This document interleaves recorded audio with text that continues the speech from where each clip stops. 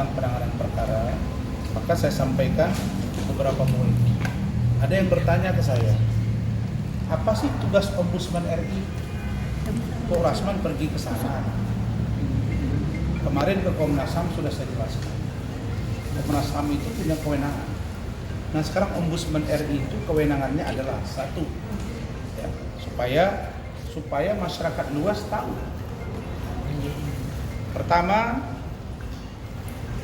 menerima dan memeriksa laporan masyarakat mengenai dugaan maladministrasi dalam pelayanan publik. Kami menduga penanganan perkara Fadel, Loli ini ada dugaan malpraktek secara administrasi.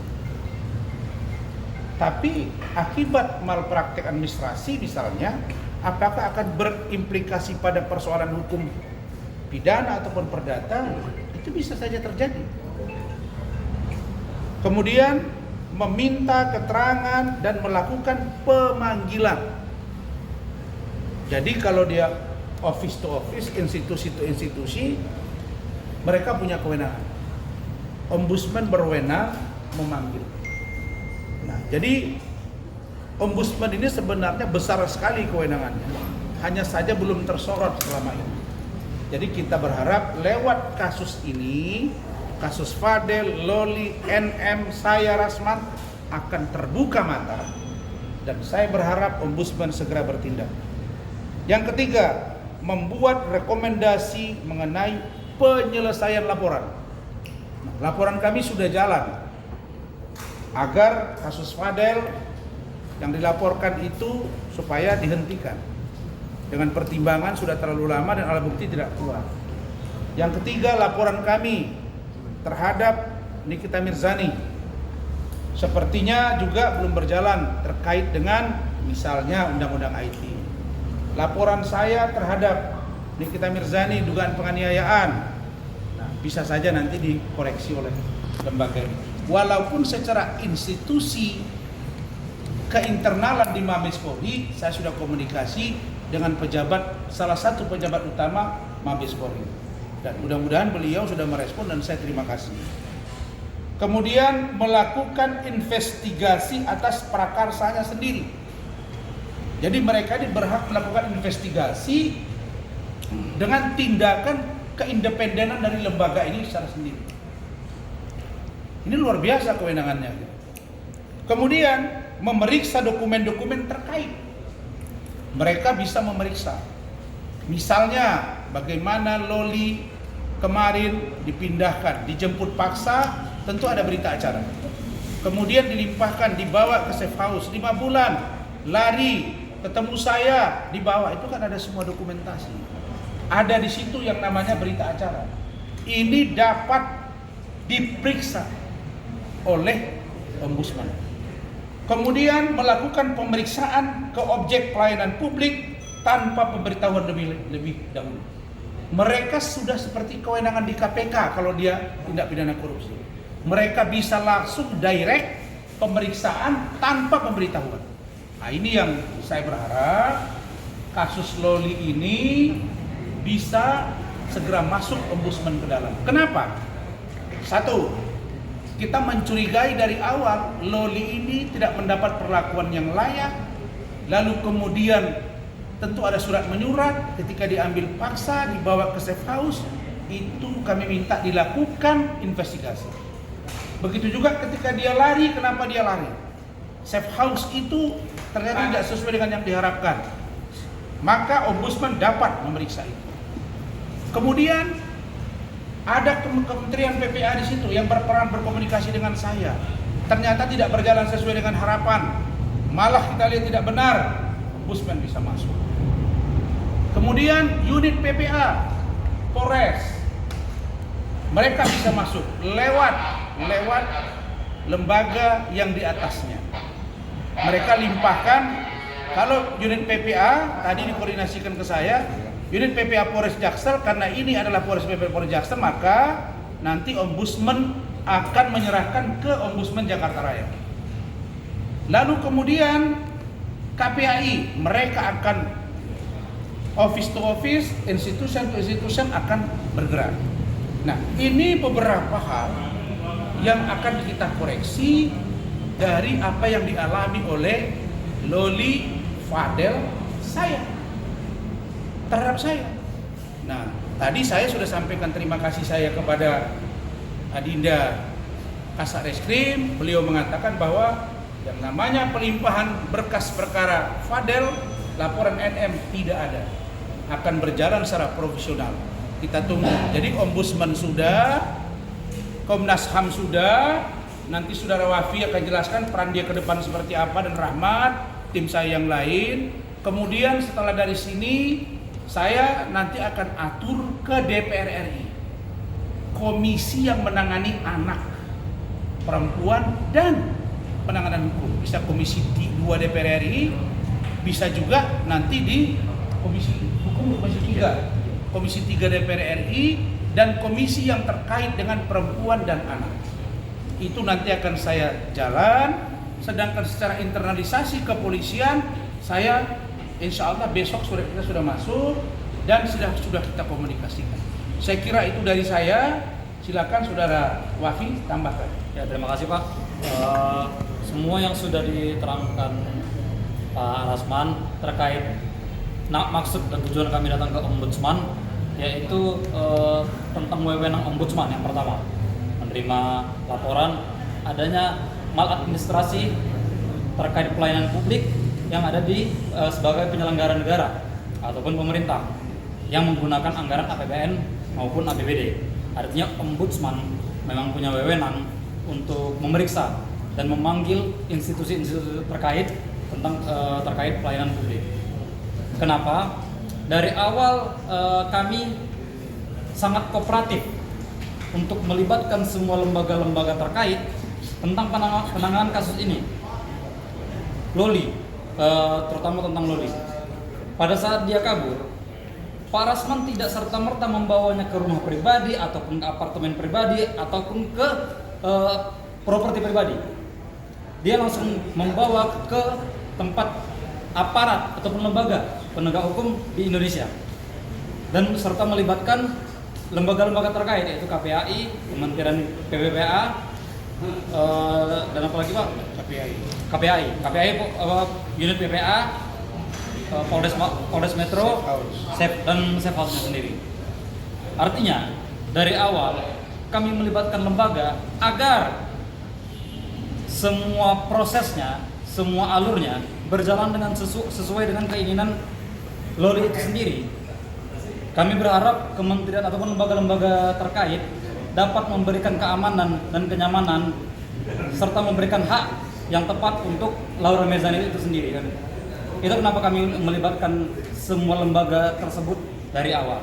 Artinya, kalau sampai saat ini apa yang dilakukan lembaga terkait, kalau ada diduga melakukan maladministrasi, bahkan terutama itu waktu di Safe House, berarti lembaga terkait, pertama, ini lembaga negara ini, penegak hukum, lembaga itulah yang sudah merampas kemerdekaan dari Laura Mezani itu sendiri. Lembaga negara itu yang sudah merampas hak pendidikan dari Laura Mezani itu sendiri. Kenapa? Karena selama 4 bulan, 5 bulan di Safe House, dia tidak pernah mendapatkan pendidikan sama sekali. Padahal untuk anak di bawah umur, dia harus mendapatkan pendidikan. Dan karena kan saat ini kenapa kita melibatkan dari awal melibatkan lembaga terkait? Karena dia sendiri juga tidak mau dengan keluarganya lagi, tinggal dengan keluarganya lagi. Nah, jadi apa yang kami lakukan? Kami juga tidak bisa punya wewenang kan. Maka itu kami melibatkan lembaga-lembaga terkait, Kementerian PPA, KPAI, dan unit PPA Polres Metro Jakarta Selatan. Nah itu Pak.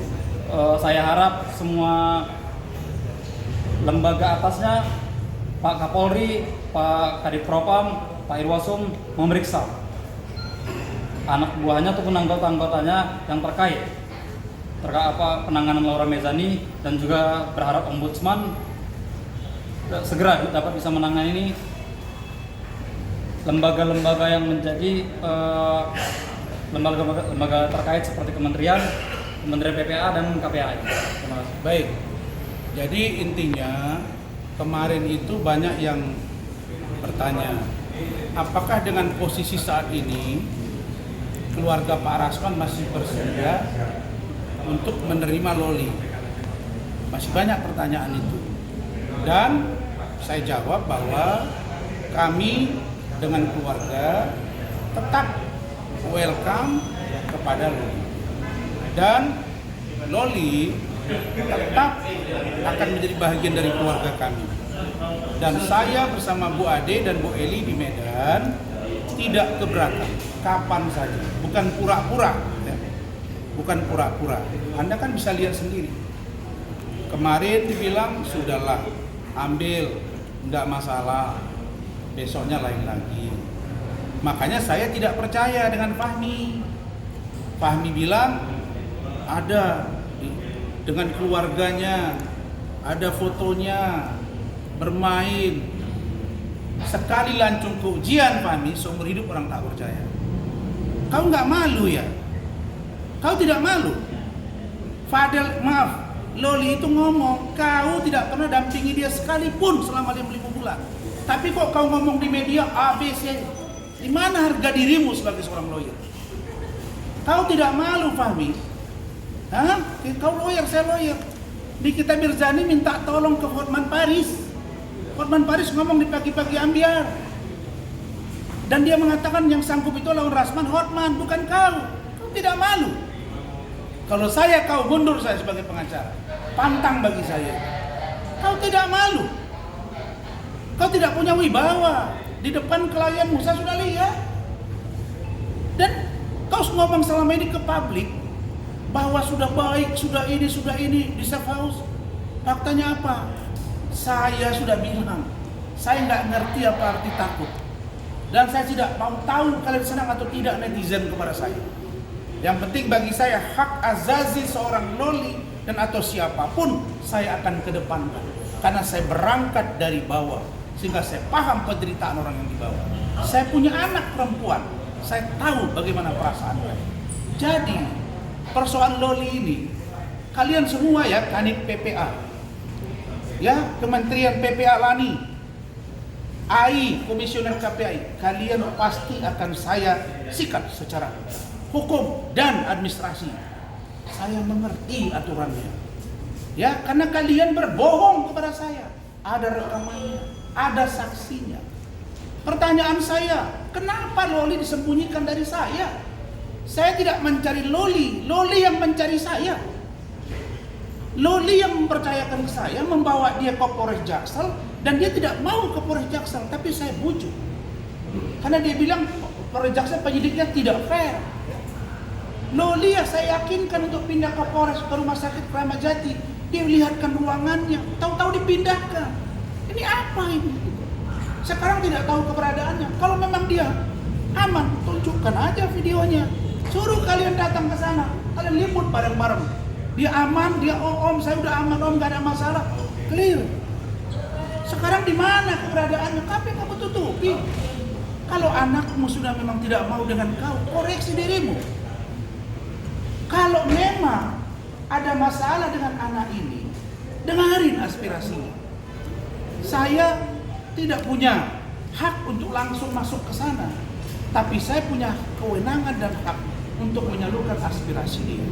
Karena itu saya dan Bu Ade kemarin ditanya wartawan, apakah kami masih bersedia dengan begini keadaan sudah pindah di bawah? Justru saya tertantang. Saya mau tahu apa alasan Kadit PPA memindahkannya, apa alasan keluarga menerimanya, siapa yang menerimanya dan seperti apa.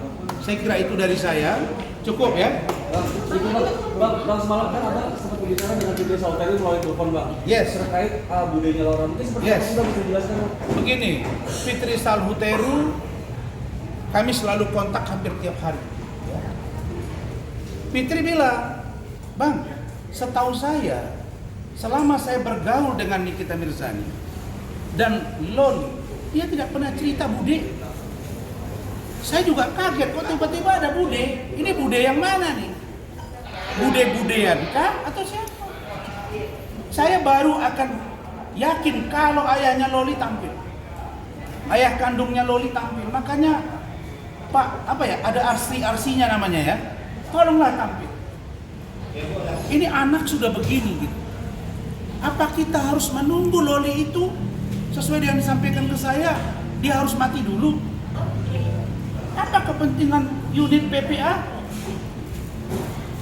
Tidak melibatkan saya. Kalian melibatkan saya untuk membujuk Loli. Begitu berhasil kalian bujuk, dan kemudian atau apapun caranya, lalu kalian hilangkan dari saya. Tidak boleh dong begitu. Kemudian katanya tidak dibius. Saya kan tidak menuduh. Jangan-jangan dibius. Kenapa dibawa jam 11 malam? Kenapa? Padahal sudah ada kesepakatan.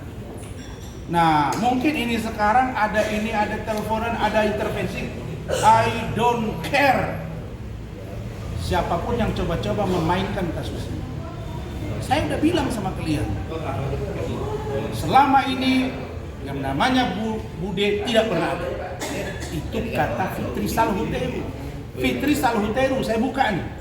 Ketika ketemu dengan saya Loli kemarin, Loli minta telepon, Om tolong Om, sambungkan saya dengan Tante Fitri, dia orang baik. Saya sambungkan sebentar video call, nangis dua-dua. Fitri nangis, Loli nangis. Bahasa Fitri sederhana, sabar nak. Bantu saya Tante, itu kalimat.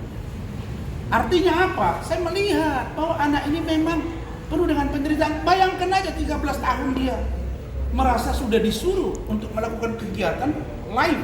Kalau dia tidak mau dikurung di kamar. Dipukuli, itu kan kata dia. Bahkan dia bilang ada dugaan untuk, ya mungkin dia akan dihabisi. Ini kan harus serius bos. Anak di bawah umur tapi tinggal 4 bulan lagi sudah dewasa dia. Makanya saya pesan, Loli, lihat lihat Tante Ade. Jangan takut, kamu berjuang. Kalau ada sesuatu info, cari jalan supaya kamu keluar dari kerangka itu. Dan kalau ada yang melakukan kejahatan, kejar. Infokan ke kita. Kamu berhak untuk hidup layak, mendapat pendidikan yang layak, selamat dan nyaman. Karena kamu tidak pernah meminta lahir ke dunia ini dari rahim seorang Nikita Mirzani. Itu kata dia. Tapi kalau aku udah dilahirkan Om, dia harus bertanggung jawab untuk saya. Nah karena itu saya kira jangan mereka kira bawa ke satu tempat terus dianggap diam-diaman, saya diam, nggak bisa bos. Ada tanggung jawab moral yang saya akan kejar di situ. Begitu. Bang, ini kan menurut keterangan dari Fahmi sendiri pada saat penjemputan Loli untuk dibawa ke dibawa untuk ke tempat yang lebih aman, Bang. Katanya itu budenya itu masih dari pihak keluarganya. Aman yang mana? Saya tunjukin ke saya. Aman dari mana lagi? Tempat istimewa. Ya istimewa yang mana dulu? Katanya Safe House istimewa. Faktanya ada ODGJ, ada di situ orang yang open BO, ada yang spilis, ada yang HIV/AIDS. Hah? Terus omongan yang mana? 5 bulan dia nggak datang ke sana. Saya nggak percaya dengan omongan dia. Kita sekarang bicara by fakta. Oke? Kamu tanya apa? Jadi aksesnya hanya pihak dari Loli. Ya iya. Ya sudah, biar nanti masuk Komnas HAM dengan ini. Nanti biar dipanggil semua oleh instansi terkait ini gitu. Bang, terkait Fahmi sempat bilang karena tidak ada dokumentasi karena Loli itu masih di bawah umur, Bang. Gimana tuh, Bang? Alah, udahlah. Kalian dokumentasi nggak Loli? Blur kan mukanya, clear kan?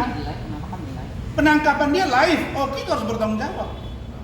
Penangkapan dia oleh Edwin, oleh Nikita Mirzani, Dr. Oki, dan kepolisian live. Terus wawancara dengan kalian kemarin dia tutup ini, diblur mukanya. Gak usah lah, itulah pertanyaan-pertanyaan kampungan. Itu pekampungan itu. Kita bisa bantah seketika gitu. Seketika asal ngomong enak banget itu ngomong.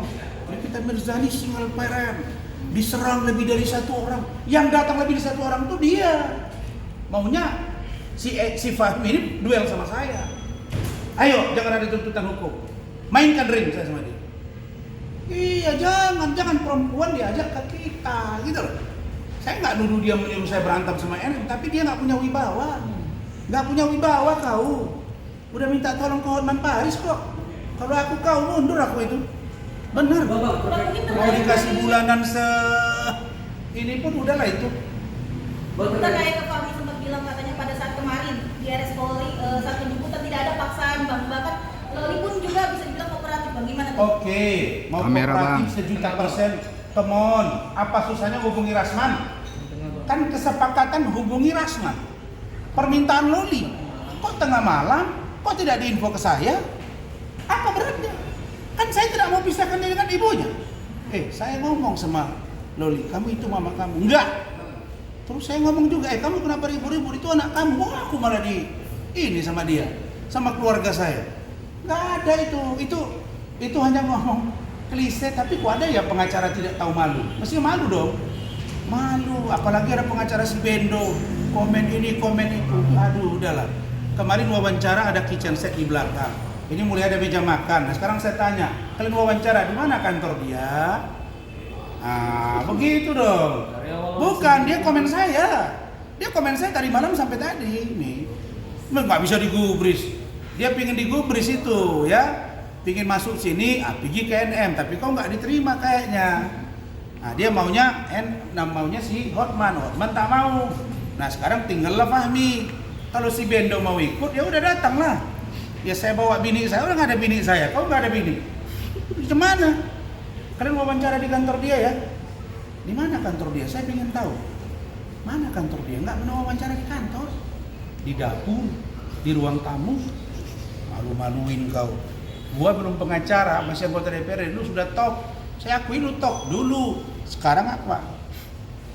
Bang, terkait kedekatan sama Fitri tadi bang, apakah Pak Fitri akan Kejar membantu? Fitri, kenapa dengan Fitri? Apakah akan membantu di kasus ini bang, atau menjadi saksi atau seperti apa bang? Apanya? Pak Fitri ini. Kenapa? Oh iya, iya. Nanti kan akan ada pemeriksaan di sini juga. Di Komnas HAM kami akan diperiksa, di sini akan diperiksa. Fitri nanti saksinya satu. Dan Fitri bersedia. Ya.